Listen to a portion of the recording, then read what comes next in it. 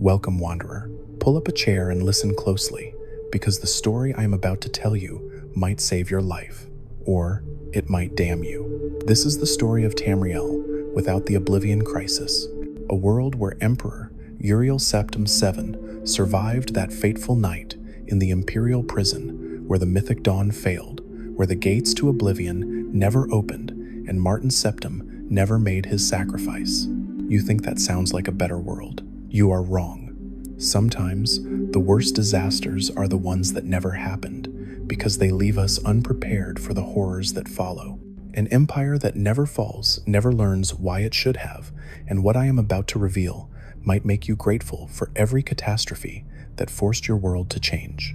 This is a confession from between timelines, a warning about the price of preventing necessary crisis, and proof that salvation sometimes wears the face of horror. And if you genuinely enjoy this kind of dark storytelling, consider subscribing and liking the channel, but only if it truly resonates with you, because I need to know that someone out there is still paying attention to warnings like these. I keep the Amulet of Kings pressed against my chest because I am afraid of what it means, afraid of a world where it never shattered.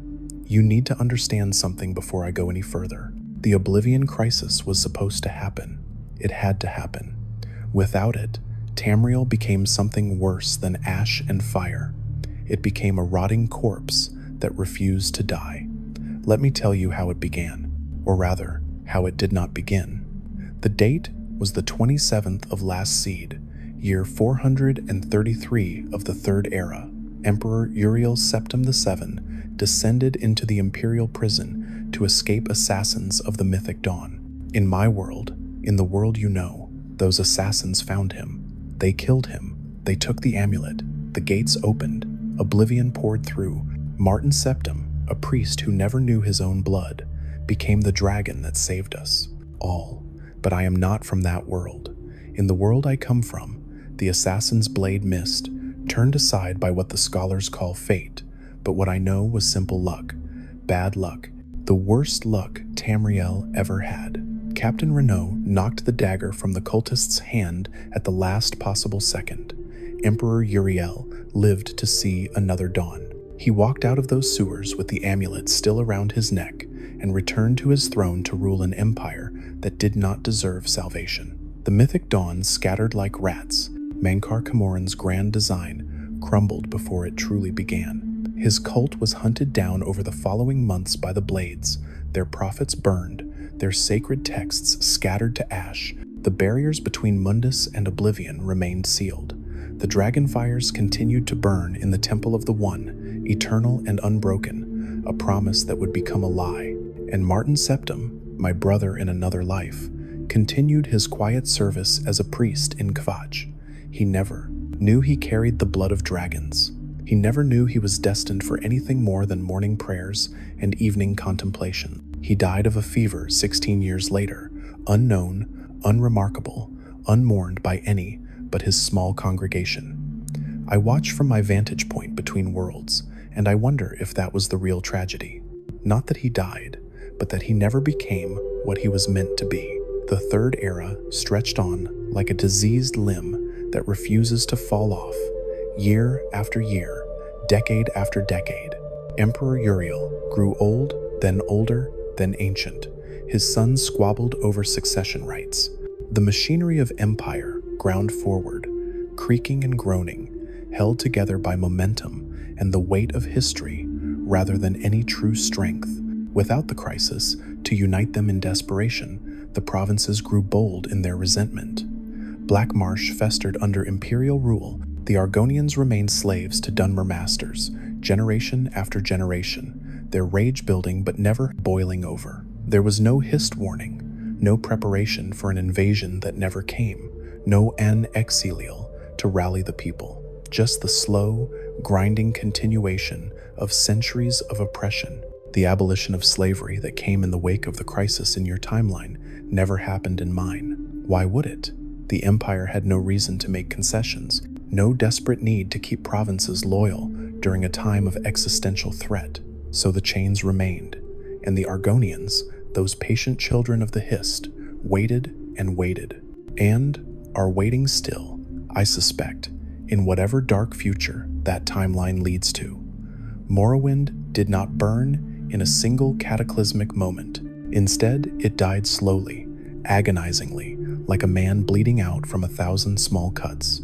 The Red Year still came. Red Mountain still erupted in 4E5, but without the Oblivion Crisis to weaken them first, without the Argonian invasion to deliver the killing blow. Morrowind's fall was different, worse. The Dunmer houses turned on each other in the aftermath. With no external enemy to unite against, they blamed one another for the disaster. House Redoran claimed it was Hlalu corruption that angered the tribunal. House Telvanni insisted it was Redoran military incompetence that failed to prevent the catastrophe. The Grand Council tore itself apart in accusations and counter-accusations. Refugees poured into Skyrim, yes, but without the High King's generous offer of Solstheim, they were met with cold suspicion and colder steel. The Grey Quarter in Windhelm became a ghetto, then a slum, then something worse than either.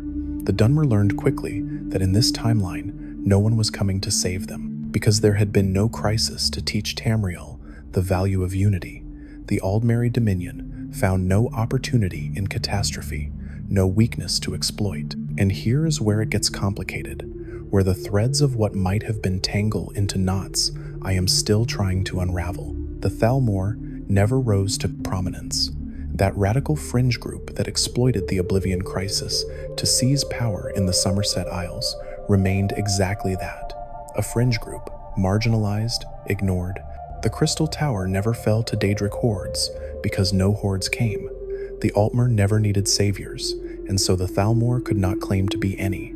You would think this would be a good thing, that without the Thalmor, Tamriel would be better off. You would be wrong. Without the external pressure of a reformed Aldmeri Dominion, without the threat of Thalmor aggression, the Empire had no reason to modernize, no reason to reform, no reason to question its own decay.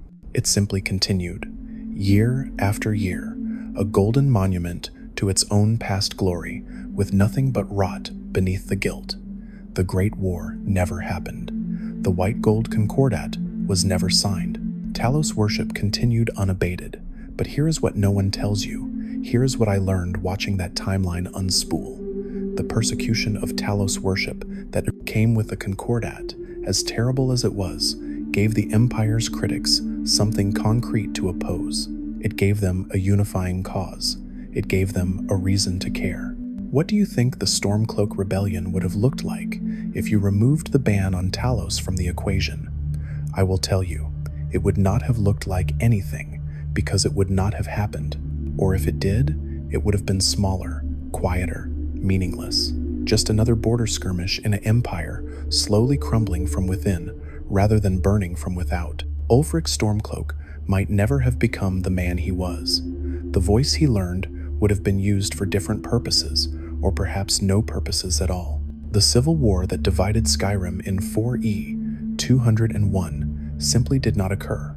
Not because there was peace, but because there was not enough passion left in anyone to fight. And the Vigilant of Stendarr, gods, the Vigilant of Stendarr, let me tell you about them, or rather, let me tell you about their absence.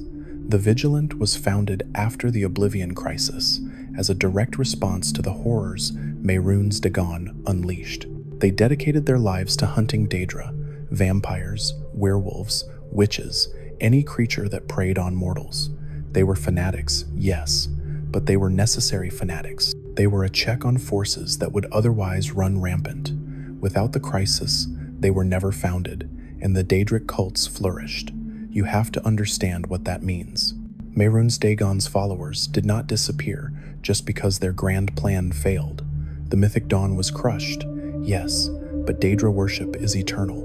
It finds new forms, new prophets, new promises.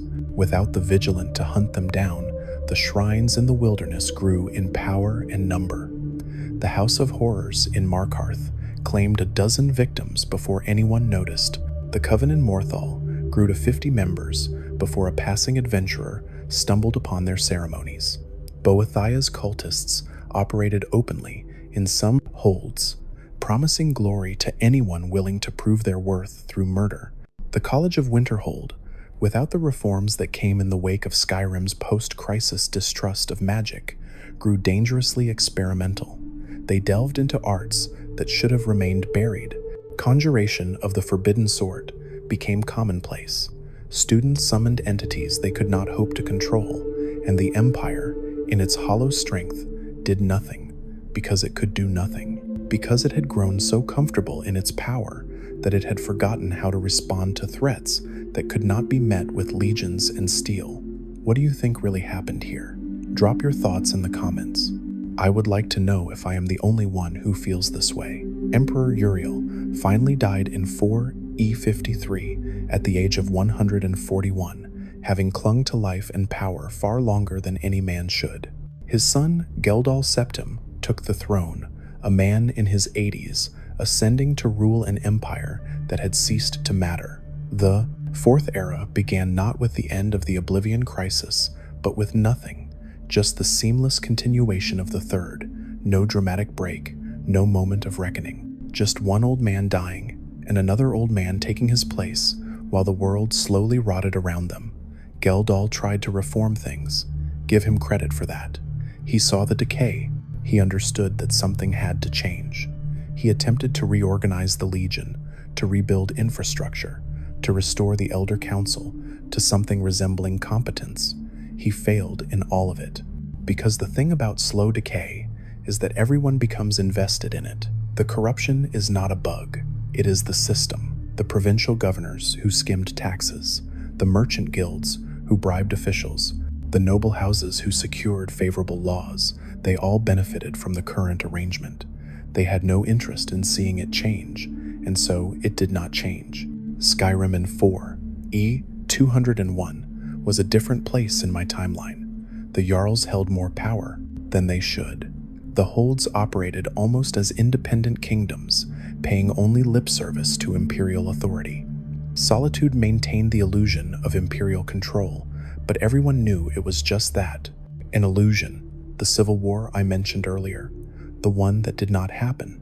That absence left its own kind of wound. Without that moment of crisis, without that forcing function that made people choose sides and fight for what they believed in, Skyrim became a land of cynics, of people who no longer believed in anything strongly enough to die for it.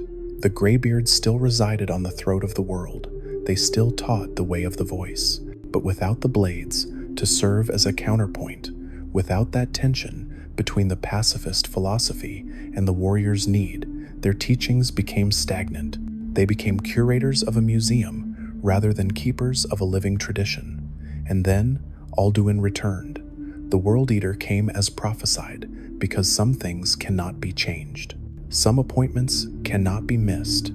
His return was written in the Elder Scrolls themselves, and even the divergence of this timeline could not alter that fundamental truth. But the world he returned to was so much worse than the one he expected.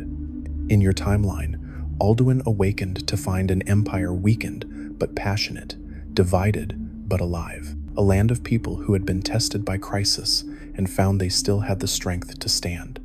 The Dragonborn rose to meet him because Skyrim was a place where heroes could still be made.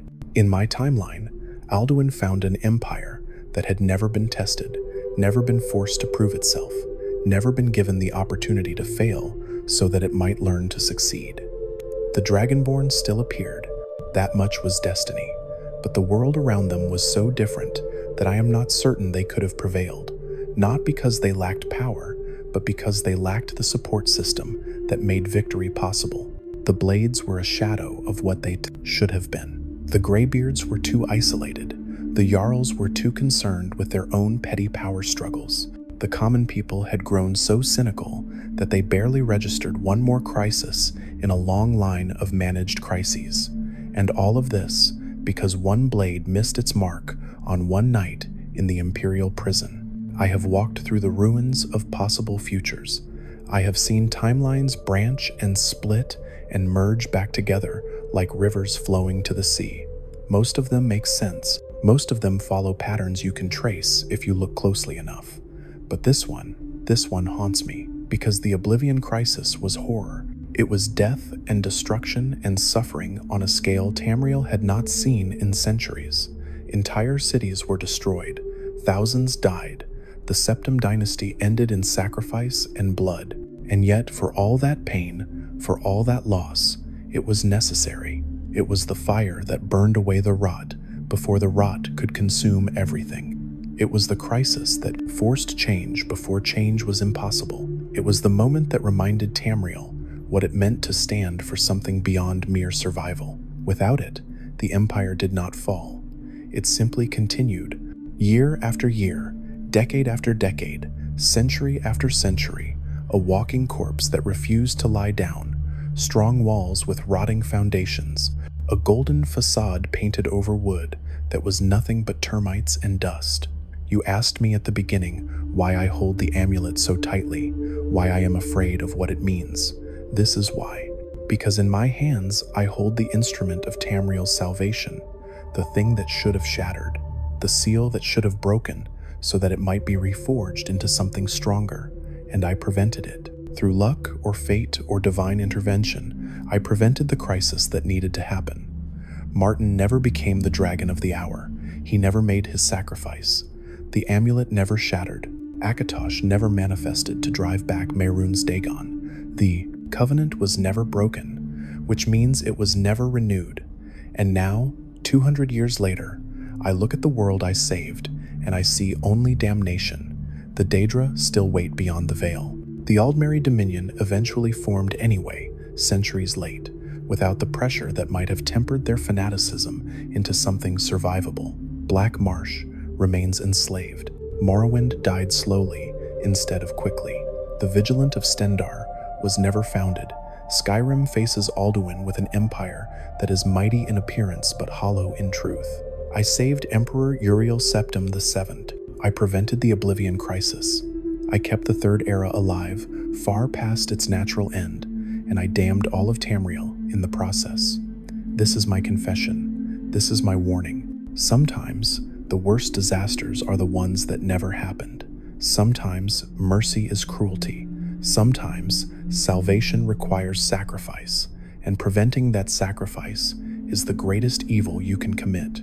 The Amulet of Kings sits cold against my chest. It has never been warmer. The dragon fires have never gone out. The covenant has never been renewed because it has never been tested. And somewhere in the dark, in the spaces between Oblivion and Mundus, I can feel the pressure building, the debt that was never paid, the crisis that was postponed rather than resolved. You cannot cheat fate. You can only delay it. And the bill, when it finally comes due, will be written in more than blood. I need to tell you about the moment I realized what I had done. It came slowly at first, like a poison working its way through the bloodstream. You do not notice it until the damage is already done. The first sign was the silence. In the years following that night, in the Imperial Prison, when the assassins failed and Emperor Uriel lived, there was a peculiar absence of noise. No urgent dispatches from the provinces, no desperate pleas for reinforcement, no reports of cities under siege or gates to oblivion tearing reality apart. The Empire breathed a collective sigh of relief. They called it the Emperor's Mercy, divine intervention, a blessing from Kvatch himself that Uriel had been spared. I stood in the shadows and watched them celebrate, watched them toast the Emperor's health, watched them congratulate themselves on their good fortune, and I knew, God's help me, I knew even then. But I did nothing, because what could I do? Tell them they were better off with invasion and death? Explain that crisis was the cure for complacency? They would have called me mad. Perhaps I was mad. Perhaps I still am, but I was not wrong. The Blades hunted down the remaining mythic Dawn cultists with brutal efficiency. They found Mankar Camoran hiding in a forgotten Ayleid ruin in Colovia. He went down fighting, raving about prophecies unfulfilled and destinies denied. His paradise, that pocket realm he had carved from Oblivion itself, collapsed upon his death. The few cultists who had been inside were never seen again. The Mysterium Xarxes, that profane tome that contained the secrets of Daedric ritual and promise, was locked away in the vaults beneath the Imperial Palace, sealed behind wards and guards, and 7 layers of magically reinforced stone.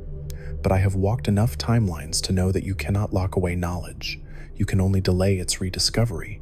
And in my timeline, without the Vigilant of Stendar to monitor such things, without the reformed priorities that come after a crisis, the book was stolen within 30 years.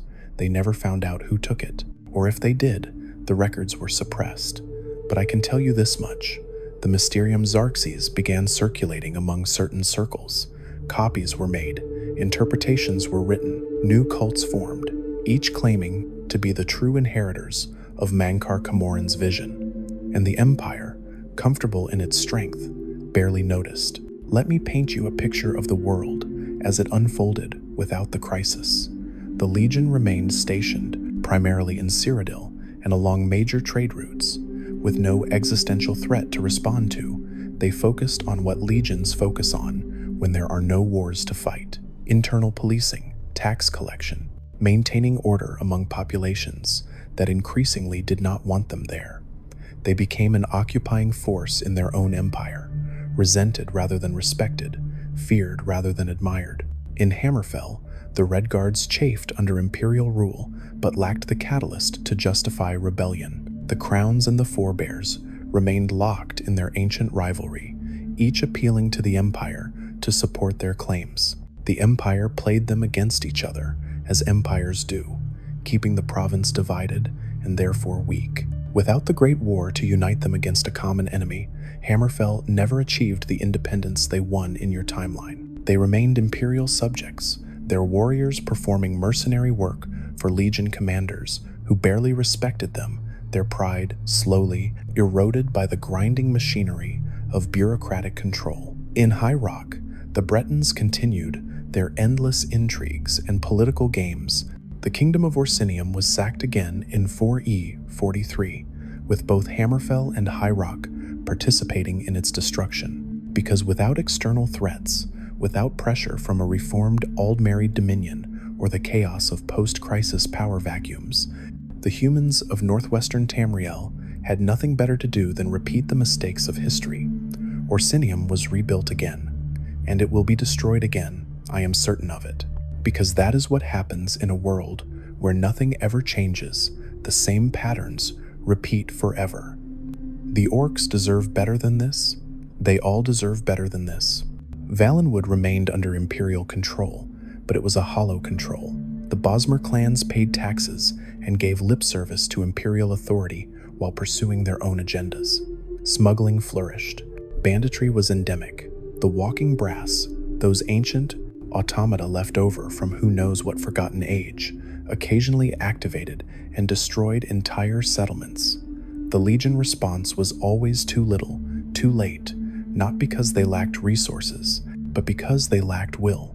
Without the crisis to remind them what they were fighting for, the legionnaires stationed in Valenwood began to see their service as punishment rather than duty. Morale collapsed, desertion rates climbed. The Legion posts became places where soldiers counted days until their discharge rather than warriors preparing for battle.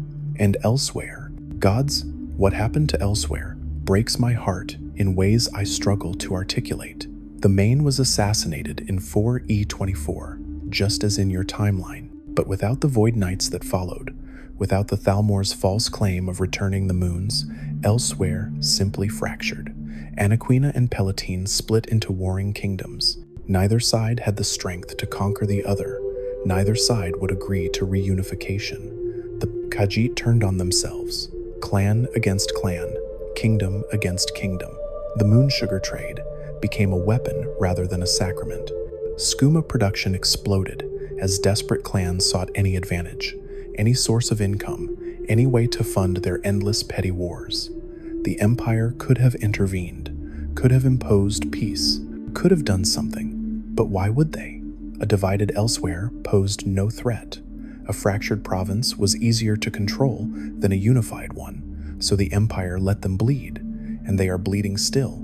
I walk the streets of Rimmen in my visions, and I see children too thin, hollow-eyed, begging for scraps.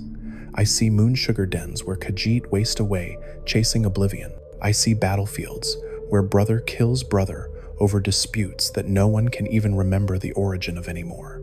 This is what peace looks like without purpose. This is what happens when empires maintain order without justice. If you have ever wondered what choice you would make in a situation like this, tell me in the comments. I will be reading them. But let me take you back to Skyrim, because that is where this story must ultimately lead. Without the post-crisis distrust of magic, the College of Winterhold flourished in different ways. They grew in power and ambition. The Archmage Savos Aaron never led the expedition into Labyrinthian that humbled him and defined his cautious leadership. That expedition only happened in your timeline as part of the general atmosphere of mages trying to prove their worth after the crisis damaged magic's reputation. Instead, Savos became Archmage through political maneuvering rather than demonstrated wisdom, and the college, under his leadership, became more concerned with magical supremacy than magical responsibility. They experimented with Elder Scrolls themselves, not just studying them from a distance, but attempting to read them to extract their secrets by force. 3 mages went blind, 2 went mad, 1 simply vanished, and when they searched his chambers, they found the walls covered in prophecies written in blood.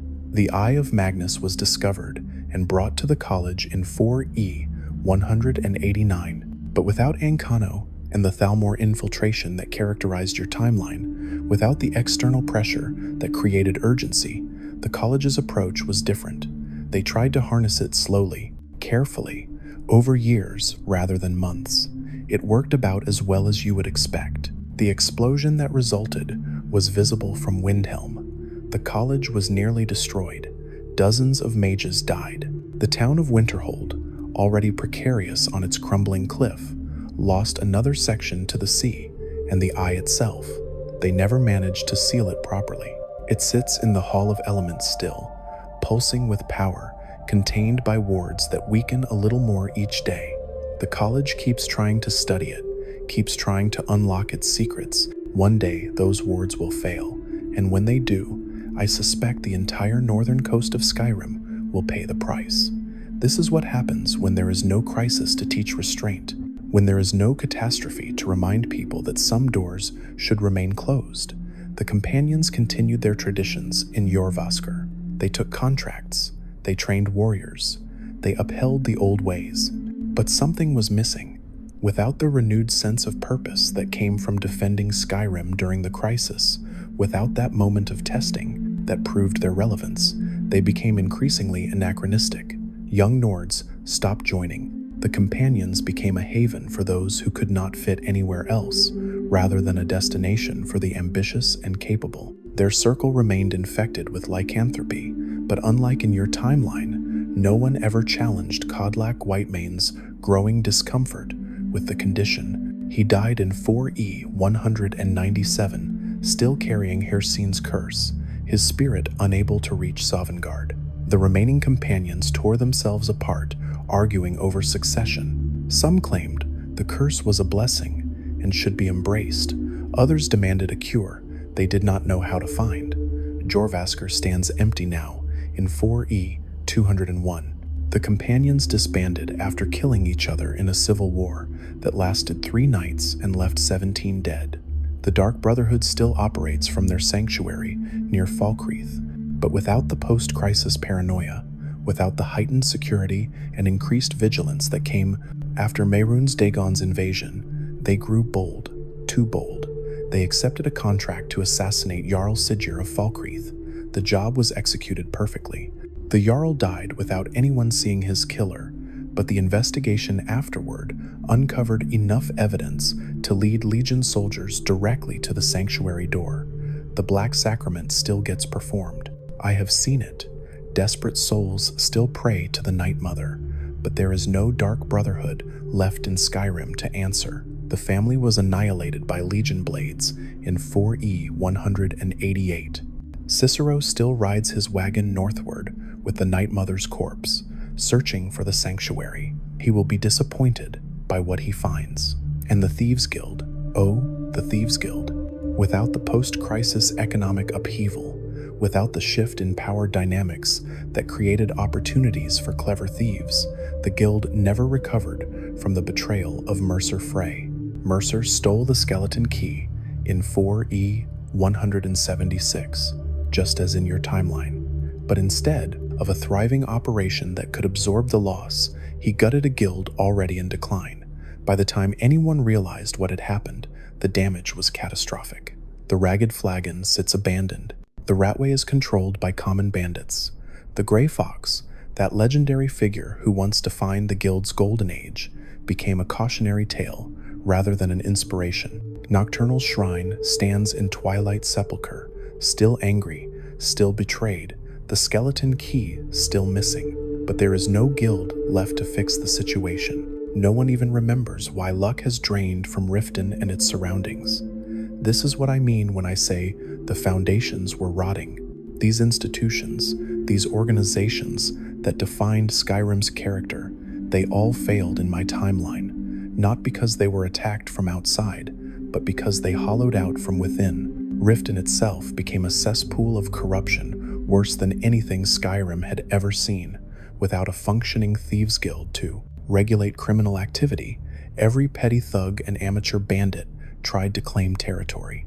The Blackbriar family consolidated their power through violence rather than manipulation. Maven Blackbriar rules Riften as an unofficial tyrant in 4E 201. The Jarl is her puppet. The guards are her private army. Anyone who opposes her disappears into the canals or the Ratway. The meadery still produces the finest mead in Skyrim. That much has not changed.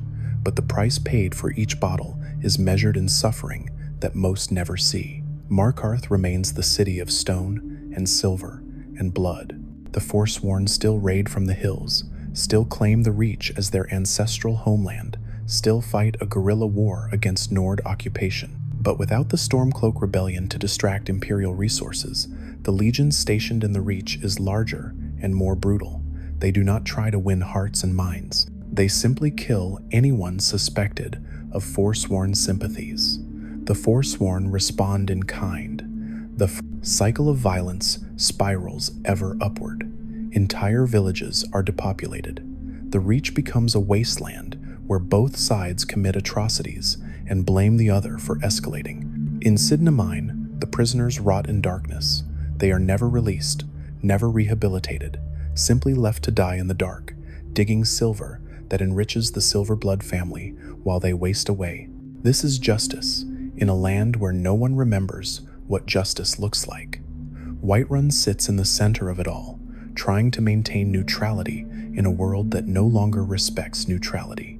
Jarl Balgruuf the Greater is still a good man, still honorable, still trying to do right by his people. But he is fighting a losing battle against time and entropy. The Empire demands more taxes.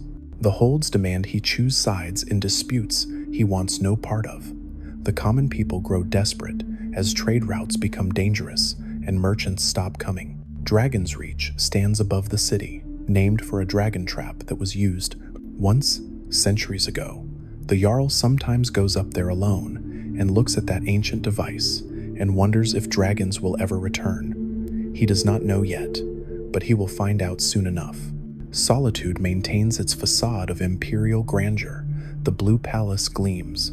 The Legion parades through streets, cleaned by conscripted labor. General Tullius commands forces that look impressive on paper. But talk to the soldiers in the taverns when their officers are not listening. Ask them why they serve. Listen to the silence before they answer. They do not know anymore. There is no cause, no purpose. Just orders from commanders who seem increasingly disconnected from reality. Ilisif the Fair sits on her throne, widow of High King Torig, who died in 4E 197 of natural causes, rather than Ulfric's voice.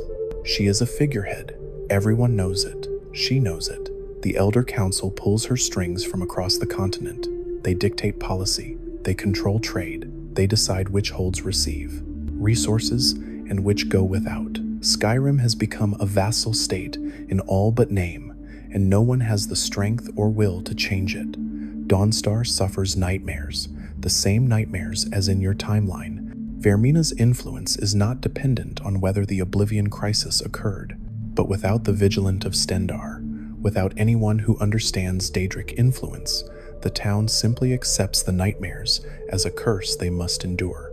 People stop sleeping, productivity collapses, merchants avoid the town. The Jarl sends increasingly desperate letters to Solitude, begging for help that never comes. Winterhold remains bitter about the college. The great collapse that destroyed most of the city happened in both timelines, but in yours, the college proved its worth by stopping the Eye of Magnus and saving what remained of the town. In mine, the college caused a second disaster. The town's population has dwindled to less than 40 souls. They talk openly about abandoning Winterhold entirely, letting the sea claim what remains. Morthal struggles with vampires and conspiracy. Falkreath mourns its dead. Windhelm festers with racial tension that has no outlet, no crisis to unite people against a common enemy. This is Skyrim in 4E 201 inches my timeline, not the land of heroes you know, but a land of slow death and grinding despair. And then Alduin returned. The World Eater came on wings of storm and fire. He arrived at the throat of the world and announced himself with a roar that shook mountains. His dragon servants awakened from their ancient slumber. They rose from their burial mounds and took to the skies. The Dragonborn appeared, as destiny demanded, a prisoner, as tradition required, escaping from Helgen as the dragon fire fell. But the world they stepped into offered no support, no blades to guide them. The Greybeards taught them the voice, yes, but then counseled inaction and meditation rather than confrontation. The Jarls were too divided to mount coordinated defenses. The Legion was too busy maintaining control to fight dragons. The people of Skyrim, ground down by decades of managed decline, had forgotten how to hope. They saw the dragons return, and they simply accepted it as one more catastrophe in a long line of catastrophes. This is what an empire without crisis becomes. Not strong, not peaceful, just hollow. And when the real test finally comes, when the World Eater himself returns to unmake all of creation, there is nothing left to stand against him. If this story has kept you listening this far, and you want more of these dark confessions from Skyrim, hit that subscribe button. It tells me someone out there is still paying attention to warnings like these. The Dragonborn tried to fight alone. I watched them struggle against destiny in a world that had forgotten what heroes looked like. They absorbed dragon souls. They learned words of power. They climbed the 7,000 steps and proved themselves to the Uthri Greybeards. And then they descended back to a Skyrim that did not care. The Jarls offered token support, a handful of guards here, some gold there, promises of glory and gratitude that rang hollow because everyone knew the promises would never be kept. How many times can you promise glory to someone before they realize glory means nothing in a world where nothing matters? The Blades, what little remained of them, had no infrastructure, no network, no resources. Delphine ran an inn in Riverwood and talked about rebuilding but lacked the means to do anything beyond talk. Esbern hid in the Ratway surrounded by notes and paranoia, his knowledge vast but useless without the organization to implement it. They found Skyhaven Temple. Yes, that ancient Akaviri fortress still existed, untouched by the divergence in timelines. But what good is a fortress when you have no army to garrison it? What purpose does a stronghold serve when you have only 3 people to defend it? The Dragonborn, Delphine, and Esbern. 3 people against the end of the world. In your timeline, the Dragonborn could call upon allies, the companions who had rediscovered their purpose, the Dark Brotherhood operating at full strength, the Thieves Guild with its network of information, the College of Winterhold with its magical expertise, the Jarls united by crisis, the Legion and the Stormcloaks, both recognizing that dragons were a bigger threat than each other. In my timeline, the Dragonborn had none of that. The companions were disbanded, their leadership dead in internal conflict. The Dark Brotherhood was destroyed by the Legion years ago. The Thieves Guild was a memory. The College of Winterhold was too busy trying to contain the Eye of Magnus before it killed them all. The Jarls could not agree on anything, and the Legion was more concerned with maintaining order than fighting dragons. I watched General Tullius receive reports of dragon attacks and dismiss them as exaggerations. Watched him insist that the priority was collecting taxes and suppressing dissent. Watched him court-martial officers who diverted resources to dragon defense without authorization. He was not evil. Understand that. He was simply a product of an empire that had ossified into bureaucracy, an empire where following procedure mattered more than achieving results, where maintaining the appearance of control was more important than actually protecting people. This is what happens when institutions stop being tested. They forget what they exist for. The Dragonborn went to the throat of the world anyway, met Paarthurnax anyway, learned the truth about Alduin and the Dragon War anyway, because some things cannot be changed. Some knowledge must be acquired regardless of the world's readiness to receive it. And then came the moment of choice. Delphine demanded that the Dragonborn kill Paarthurnax, insisted that the old dragon's crimes could never be forgiven, drew the line in the sand, and said this was the price of Blade's support. In your timeline, this is a difficult choice. Paarthurnax offers wisdom and guidance. The Greybeards threaten to withdraw their aid if you kill him, but you can make either choice and still complete your destiny because you have other allies, other paths to victory. In my timeline, the Dragonborn had no choice at all. They needed the Blades. Delphine and Esbern were the only organized support they had, the only people with dragon hunting knowledge and the will to use it. Refusing them meant facing Alduin completely alone. So, the Dragonborn climbed the throat of the world one final time. They spoke with Paarthurnax. They listened to his philosophy about the nature of good and evil, about overcoming your nature through constant struggle. And then, they killed him. I heard Paarthurnax's last words echo across the mountain. He did not curse them, did not rage against his fate.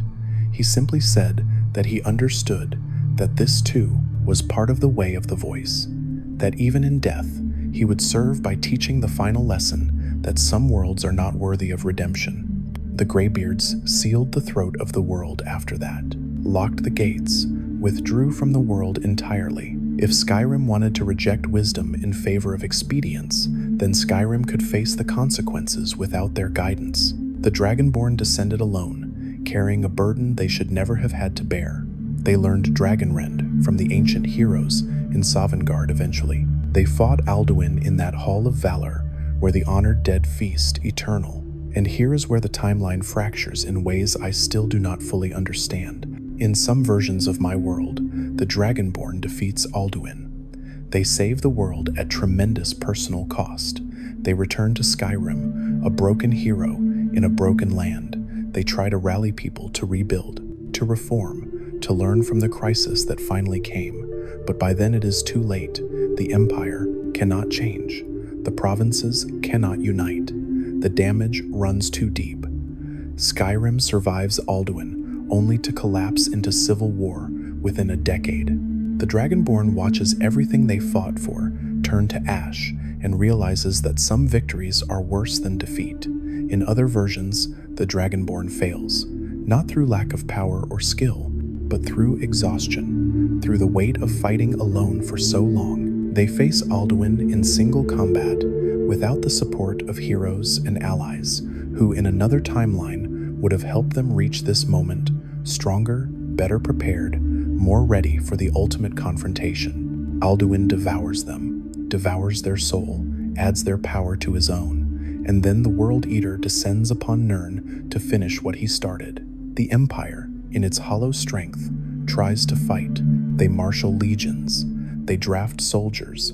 They throw steel and courage against dragon fire and ancient fury. It is not enough. It was never going to be enough. Dragons are not bandits you can intimidate or rebels you can crush through superior numbers. They are primal forces. They are the world's first language given teeth and wings. Fighting them requires more than military might. It requires purpose, belief, the willingness to sacrifice everything for a cause greater than yourself. The Empire had forgotten how to believe in anything, So the dragons burned, city after city, province after province. They started with Skyrim but did not stop there. Alduin's servants spread across Tamriel like a plague, reclaiming the dominion they had lost in the Dragon War. And the people, ground down by decades of managed decline, did not resist so much as simply give up. This is the future I saw, the world that unfolds from one assassin's blade, missing its mark. You want to know the truly horrifying part? Even then, even as dragons reclaimed Tamriel and civilization collapsed, the Empire refused to change. The Elder Council met in emergency session and argued about jurisdiction, about proper chains of command, about which provinces owed military support and which could be abandoned as acceptable losses. They treated the end of the world as an administrative problem. Emperor Atrebus Mede III, grandson of the Titus I, never sat on the throne in your timeline, sent official dispatches requesting that provincial governors submit detailed reports on dragon populations and attack patterns, as if documentation would somehow make the situation manageable. He died when a dragon destroyed the White Gold Tower in 4E 207. They say his last words were demanding to know who had authorized the tower's evacuation without proper paperwork. I wish I could tell you this was unusual, that this level of bureaucratic insanity was unique to him, but it was not. It was the logical endpoint of an empire that had been allowed to rot from within because it never faced a crisis severe enough to force change. The Thalmor, in this timeline, never became the existential threat they represented in yours, but they watched from the Somerset Isles as Tamriel burned, watched and calculated, waited for the right moment to emerge as saviors or conquerors, whichever opportunity presented itself first. They are still waiting, I suspect, still watching, patient as only elves can be patient. When Alduin finishes devouring the current Kalpa, when he unmakes this world and time begins again, perhaps the Thalmor will survive somehow. Perhaps they will carry forward into the next cycle. Perhaps their obsession with restoring a lost golden age will finally make sense in a world that has been wiped clean and started over. Or perhaps they will be devoured like everyone else. Perhaps their plans and schemes and dreams of elven supremacy will mean nothing in the face of the World Eater's hunger. I do not know. I can see timelines, but I cannot see past the end of time itself. What I can tell you is this. Every version of my timeline that I have witnessed ends badly. Some end quickly in fire and blood. Others end slowly in decay and surrender. But they all end because the Oblivion Crisis was necessary, not wanted, not desired, not something anyone would choose if given the option, but necessary nonetheless. It was the catastrophe that reminded Tamriel what catastrophe looked like, the crisis that taught people how to respond to crisis, the moment of unity through shared suffering that created the possibility for future unity. It was the fire that burned away the deadwood before the entire forest could become tinder. Martin Septim's sacrifice was not just about defeating Mehrunes Dagon. It was about showing the world that sacrifice still meant something, that there were causes worth dying for. That heroism was not just a word from old stories, but a living possibility. The Amulet of Kings shattered so that it could never become a crutch, so that the Empire could never again rely on divine covenant to protect it from its own failures, so that humanity would have to find strength within itself rather than depending on the blood of dragons. The Third Era ended so that the Fourth Era could begin, not as a seamless continuation, but as a break, a rupture, a chance to rebuild rather than simply maintaining what had always been. In your timeline, the Empire fell, provinces seceded, the Aldmeri Dominion rose to challenge imperial supremacy. The Great War devastated both sides. The White Gold Concordat divided Skyrim and sparked civil war, and yet for all that pain, for all that loss, the world that emerged was alive, dynamic, full of people who still believed in things strongly enough to fight for them. In my timeline, the Empire never fell because it was already dead. It simply had not realized it yet. This is what I have learned, watching timelines unfold, watching worlds live and die, watching the same patterns repeat across infinite variations. Comfort is poison, safety is a cage, an empire that never faces. Existential threat becomes an empire unworthy of existence. The Oblivion Crisis was mercy disguised as horror. It was the brutal kindness of a surgeon cutting away infection before it spreads. It was the universe forcing Tamriel to confront its own weakness and either overcome it or be consumed by it, and I prevented it. I saved Emperor Uriel Septim VII from assassins who needed to succeed. I kept the Amulet of Kings intact when it needed to shatter. I postponed the crisis that could not be postponed. The amulet still hangs around my neck, cold and heavy, a reminder of the weight of unintended consequences. I have tried to destroy it, tried to create the crisis retroactively, tried to tear reality back onto the path it should have followed. It does not work. Timelines do not bend that way. Once a divergence occurs, once a new branch splits from the tree, it cannot be pruned back. It grows according to its own logic, following its own trajectory, creating its own future. All I can do is watch and remember and warn. This is my confession. This is my burden. I exist between worlds, witness to what was and what should have been and what has become. I see your Skyrim, the Skyrim of the main timeline, and I envy you, not because your world is perfect. It is not. The Empire is diminished, the Dominion threatens, civil war divides, dragons have returned, vampires rise, the Dark Brotherhood plots, the Thieves Guild struggles, the companions fight their curse, the college reaches for power it cannot control. Your world is full of danger and uncertainty and suffering, but it is alive. Your empire fell, but it fell fighting. Your heroes are tested and found worthy or wanting. Your people believe in causes beyond mere survival. Your Skyrim faces Alduin with allies and purpose, and the strength that comes from being broken and rebuilding. My Skyrim faces Alduin hollow, empty, a land that has forgotten what it means to stand for something. Sometimes, the worst disasters are the ones that never happened. Sometimes mercy is cruelty. Sometimes prevention is worse than cure. The Oblivion Crisis needed to happen. Martin Septim needed to make his sacrifice. The Amulet of Kings needed to shatter.